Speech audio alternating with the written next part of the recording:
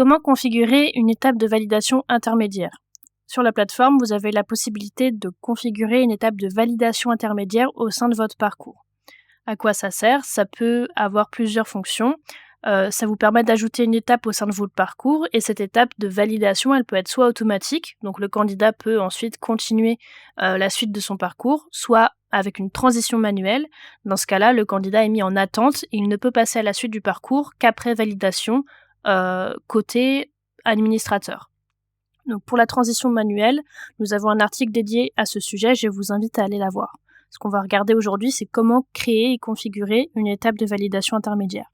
Pour cela, on va se rendre sur notre programme au sein du menu configuration puis parcours.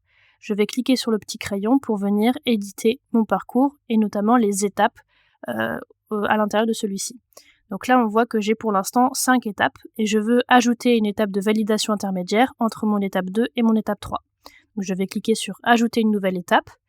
Donc là, j'ai mon étape de validation intermédiaire que je vais venir saisir et déplacer sur mon parcours entre l'étape 2 et l'étape 3.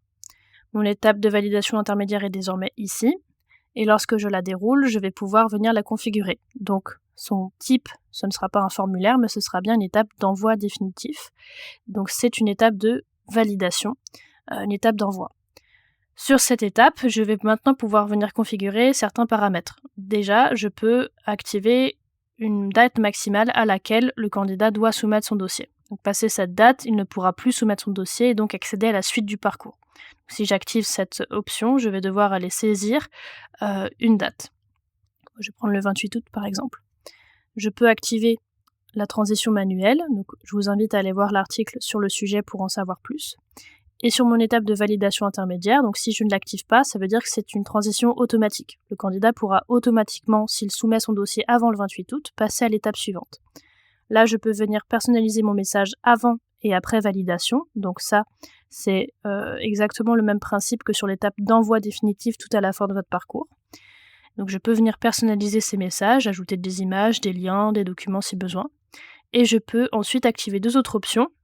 Le fait d'envoyer un email automatiquement une fois que le candidat a validé cette étape. Donc si je l'active, je vais pouvoir venir saisir mon modèle d'email et ajouter un lien de redirection une fois que le candidat a passé cette étape. Une fois que vous avez tout configuré, vous n'avez plus qu'à sauvegarder.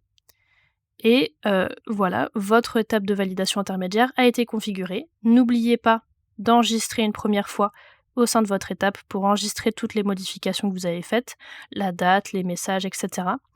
Et une deuxième fois en cliquant sur terminer tout en bas de votre édition de parcours pour valider complètement les modifications que vous avez faites.